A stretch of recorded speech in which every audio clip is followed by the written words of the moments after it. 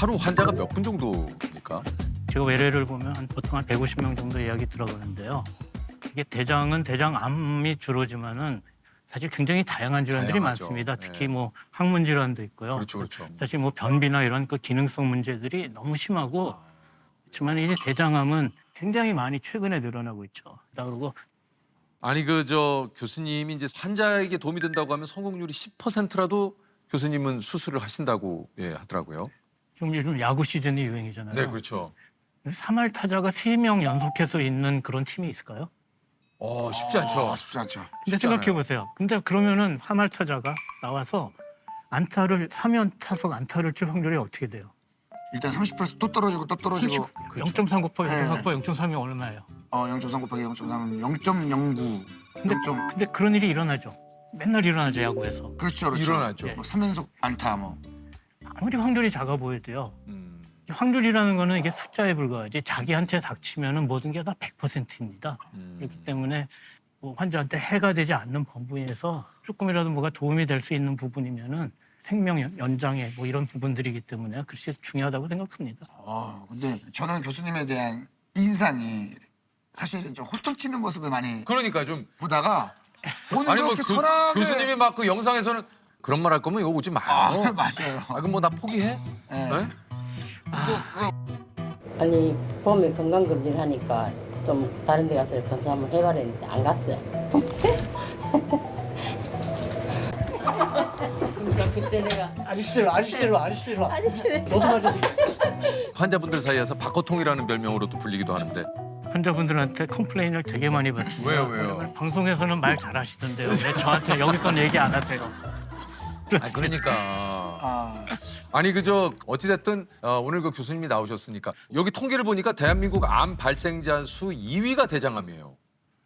대장암은 어떻게 이게 생기는 겁니까? 네. 이게 이제 크게 두 가지 요인으로 나눌 수 있는데요. 이게 하나는 이제 시기와 관계가 있죠. 그래서 우리가 뭐 굉장히 중요한 게 변이 양이 적당히 만들어져야 됩니다. 그래서 우리가 가공식품이나 인스턴트 식품을 만들면 변이 안 만들어지거든요. 그러면은 변이 적당히 늘어나서 대장에 자극을 줘야지 대장이 움직이거든요. 그렇다면 그러면은 그런 음식을 먹었을 때 여기는 굉장히 나쁜 물질들이 있죠. 우리가 장에 변이 오래 머물게 되죠. 변비도 생기고 그러면은 특히 발암 물질 같은 것들에서 시간이 길어지게 되죠. 그렇게 돼가지고 이게 암이 생길 확률이 높아지는 거고요. 그래서 우리가 야채나 과일이나 소위 말하는 식이섬유를 많이 먹으면은 변이 굉장히 양이 많아집니다. 그리고 잘 내려가죠. 그래서 통과 시간이 빨라지기 때문에 우리가 대장암의 발생을 낮출 수 있는 거고요. 또 하나는 이제 체중이 과다하거나 뭐 특히 뭐 허리둘레가 뭐 어떻게 돼서 체지방이 어떻게 되고 우리 조세호 씨 항상 이거 걱정이 됐었는데 생각보다 실물로 보니까 날씬하셔서 다행입니다. 네. 그리고 혈압이 높다든가 당뇨가 있다든가 이런 그 성인 증후군들이 있으면은 아무래도 이제 대장 외쪽으로 바람을 촉발할 수 있는 요인이 되죠. 그러니까 한마디로 이렇게 배변이 좀 잘 돼야 네. 이런 암이나 각종 발생할 수 있는 확률이 좀 낮아질 수 있다라는 얘기신 거네요. 그렇죠. 그리고 또 운동을 하면은 또 대장 운동도 좋아. 대장도 운동을 잘합니다. 그래서 그 부분이 굉장히 그렇군요. 중요합니다. 이럴 때는 좀 의심해봐라 하는 좀 증상이 좀 있을까요?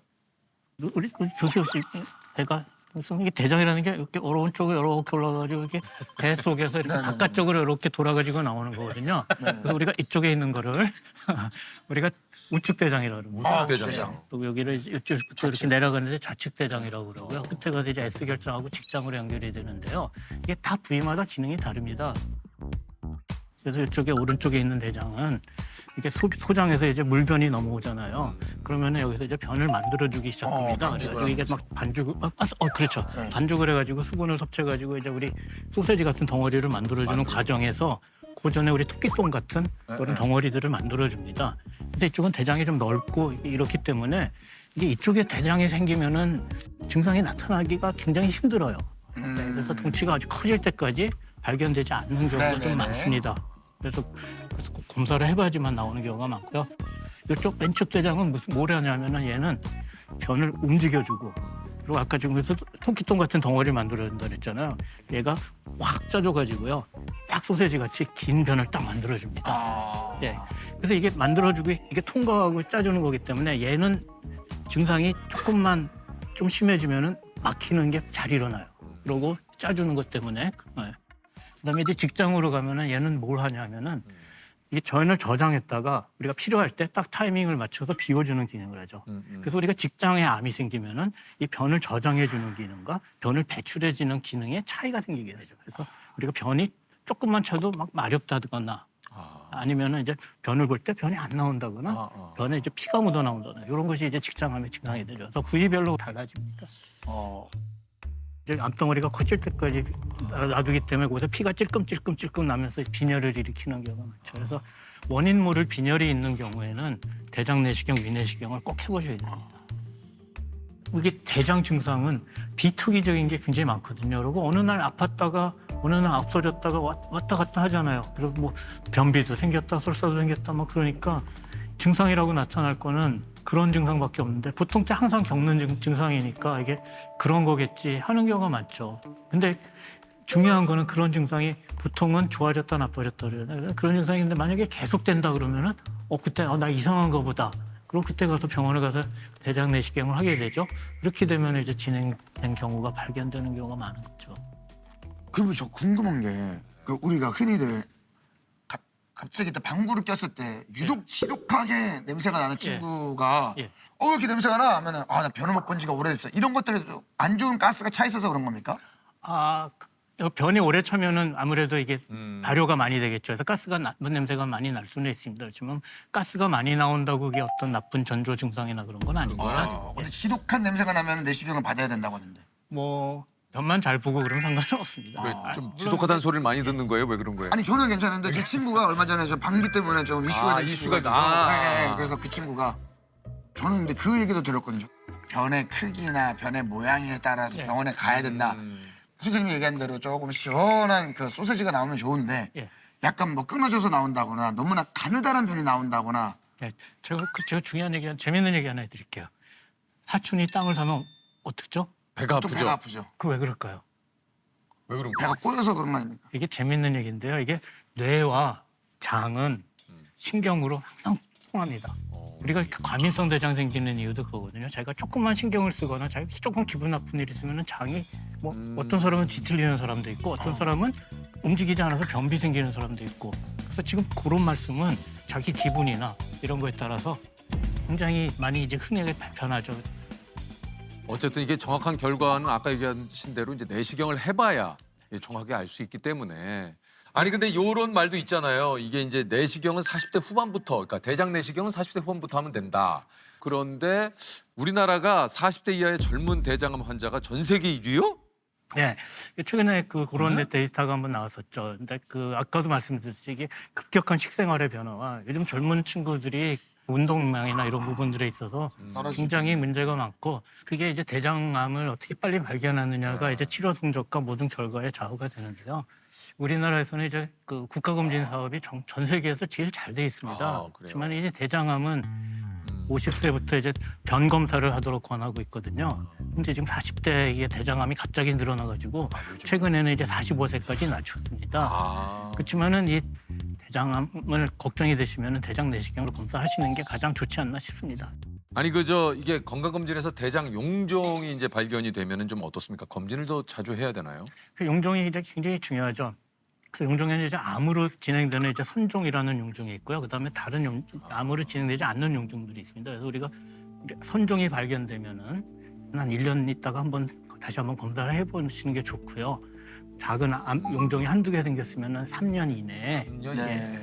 외국에 같은 경우는 이제 대장 내시경이 워낙 고가고 사실 뭐 이렇게 우리가 하기가 되게 어렵거든요. 어렵죠. 그렇지만은 우리나라는 최고의 맞아요. 의료 선진국이기 때문에 네네. 아무 때나 이렇게 가시면은 뭐 근처에서 대장 맞아요, 내시경 다 맞아요. 잘해줍니다. 근데 이제 대장할 때 장 비우는 약 먹는 것 때문에 그게 힘들어요. 그것 때문에 안 하시는 분들이 굉장히 많은데요. 그래서 장 한번 비워주시면 시원하고 좋습니다. 그러니까 그걸 좀 그렇게 생각을 해야 돼. 그러니까 환자분들을 이렇게 많이 보시다 보면은 이제 기억에 남는 분도 또 꽤 있으실 것 같아요. 몇 년 전에 요즘도 그 환자분이 가끔 이제 저한테 연락을 주는데요. 암이 뱃속에다 퍼져가지고 뭐 복막염 되고 그래가지고 도저히 이제 살 수가 없는 상황이 돼가지고 환자가 코마에 빠졌어요. 그냥 의식 소실이 돼가지고 막 그랬는데 그 전부터 이제 딸이 있었고요.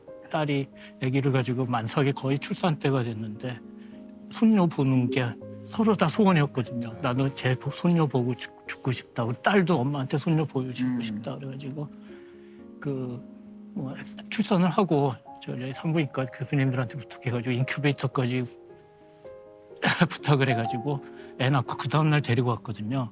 근데 엄마가 눈을 떴어요. 그런 기적 같은 일들이 나옵니다. 그러고 나서 몇 달 더 애기 조금 보시다가 그러다 돌아가셨죠. 그런 일들을 보면 우리가 삶의 의미와 또 여러 가지를 많이 배우게 됩니다. 환자들한테. 이게 저 교수님께서 완치한 환자 줄에도 또 서주셨다고요. 아주 굉장히 좀 쇼킹한 일이죠. 왜냐하면 약혼을 해놓고 이제 3기 암에 좀 심한 대장암이 걸렸거든요. 네, 그래가지고 이게 굉장히 좀 심했습니다. 근데 이제 이 약혼하신 분이 약혼녀가 항암 치료하고 이런 동안에 정말 그렇게 잘 챙겨주고 맨날 같이 병원 오고 이런 이제 수술 끝나고 이제 3년 지나서 오늘 결혼하는데 저한테 줄에 서달라고 그래가지고 지금 애 둘 낳고 잘 살고 있습니다. 다행입니다. 참 다행이에요. 아니 그저 우리 그동안 이제 교수님께 치료를 받고 간 환자분들이 써주신 편지가 있는데 교수님께서 또 모아두셨다고 하네요. 여기 있습니다. 이게 첫 번째 편지인데요. 이 환자는 굉장히 좀 가슴 아픈 환자인데요. 이제 젊은 아빠가 이제 항암 치료, 뭐 혈 치료 다 하고 안 돼가지고 나중에 이제 밥을 먹게 수술 한번 해줬는데 또 바로 재발을 했어요. 바로 재발해가지고 막 상태가 나쁜데 제가 환자한테 그랬거든요. 뭐 끝이 되면은 끝을 얘기해줘야 되니까요. 이제 얼마 못 살 것 같은데 항암 치료하느라고 병원에 있지 말고 그냥 집에 가서 애들하고 좋은 기억 남기고 가라. 그리고 뭐 그랬더니 뭐 얼마 있다 돌아가셨는데 한참 있다가 딸이 뭐 한 달 동안이 너무 좋았다고 그렇게 또 편지를 보냈네요. 따님께서. 여기 보니까 따님만 보내신 게 아니라 네, 부인하고, 그 환우분의 아내분 그리고 큰딸, 작은딸 온 가족이 편지를 감사함을 보내셨고. 편지로 이렇게 여기 보면 아내분께서 교수님 덕분에 조금이나마 애아빠와 함께 시간을 보낼 수 있었어요. 끝까지 저와 애아빠 걱정해 주신 그 마음 잊지 않고 노력하며 열심히 살겠습니다. 진심으로 고맙습니다. 이렇게. 아유 참 이게 참. 우리가 이제 치료할 때까지 치료를 다 하다가 정말 우리가 우리 신해철의 노래도 있듯이 말이죠. 우리 앞에 생이 끝나갈 때, 시간이 얼마 안 남았을 때, 과연 우리가 이게 어떻게 해야 되나. 그래서 제가 부탁하는 거는 제발 병원에 좀 입원해 있지 말고 항암 치료, 우리가 조금 더 연장하려고 하지 말고 온전할 때 식구들하고 시간을 많이 보내는 게 그게 더 중요한 것 같다. 한 달의 행복함을 남은 사람들이 기억했다는 거 아니에요. 아버지한테 좋은 기억을. 그 시간 동안 애들이 아빠랑 그래도 시간을 보냈다는 거에 고마워하니까. 그리고 이 편지도 한번 형이 읽어주시면 네. 어떨까? 이렇게. 박규주 교수님께 병든 이 몸을 2번씩이나 수술해 살려주신 교수님께 정말 감사드립니다. 2017년 대장암 수술도 잘 해주셔서 만 6년 동안 잘 살게 해주시고 이번에도 재발한 직장암 여러 곳에 전이된 암도 잘 수술해서 다시 한번 살려주심에 감사를 드립니다. 수술 안 받겠다고 거부하는 저를 위해 살려주겠다고 수술 받으라고 야단치고 가신 교수님. 다른 환자 수술 중에 오셨다는 간호사님 말 듣고 저는 정말 감동을 받았습니다. 한 생명 살리려고 진심으로 노력하는 모습 존경스럽습니다. 휴일에도 쉬지 않고 회진 오신 교수님. 오직 환자들을 돌보시고 살리시는 교수님이야말로 진정한 의사십니다. 교수님 존경합니다. 그동안 교수님 속 많이 썩여 들어줘서 거의 뭐 야 이게 얼마나 아니 근데요, 그 좋은 것만 읽어주셔서 그렇지. 예. 또 저랑 안 맞아서 저 싫어하는 환자분들도 굉장히 많습니다. 아니 그저 환자 가족분들한테는 편지를 받는데 정작 가족분들은 이렇게 또 챙길 여력이 없으신 건 아닌가 걱정하시는 분들이 또 많다 그래요. 네, 제가 저희 집사람과 뭐 저희 가족들한테는 제가 할 말이 없습니다. 그래서. 우리 장모님은 뭐 원래 위암이셨고 우리 어머니는 뭐 담도암, 우리 집사람은 또 폐, 그래가지고 제가 그런 사람들을 너무 많이 봤기 때문에 좋은 얘기를 해주려고 노력을 하죠. 재발은 지금 1년 반 됐는데 약 먹고 지금 다 좋아졌는데 그냥 맨날 그저께 하도 우리 마누라 디프레션 돼가지고 내 세군상가에서 한 30년 만에 하모니카를 사가지고 하모니카 불어줬다 내가. 기운 내라고 걱정을 해가지고 내가 얘기했지. 그럼 인생은 걱정한 대로 풀려요. 아이고 연희 씨 이번에 뭐 큰 폭풍을 하나 겪었다고 생각하겠지만은 다 괜찮아질 거니까 믿음을 가지고 너무 예민해지지 말고 하고 싶은 거 편하게 하면서 즐거운 마음으로 오래오래 같이 삽시다. 고마워. 이거 이렇게 하나? 이렇게? 사유. 당신 없으면 나 시체야, 알지? 아니 이제 이렇게 바쁜 교수님이신데 정년인지 한 3년 정도 남으셨다고 합니다. 환자들 걱정으로 요즘 저 잠을 좀 설치신다고 얘기를 들었는데 어떻습니까? 그래서 뭐 저한테 오는 환자들이 좀 심한 환자들이 많거든요. 아, 여러 그렇군요. 특히 뭐 이제 다른 데서 이제 뭐 수술을 못 한다거나 안 한다거나 이래서 그렇게 찾아오는 환자들이 많은데 그런 후계자를 정확하게 만들지 못해가지고요. 제가 조금 아직 3년 남았으니까 누군가 열심히 해줄 거라고 좀 믿습니다. 아니 이게 저 뭐 아까 이게 대장암으로 힘들어하시는 분들께 좀 당부하고 싶은 말씀이 좀 있다고요.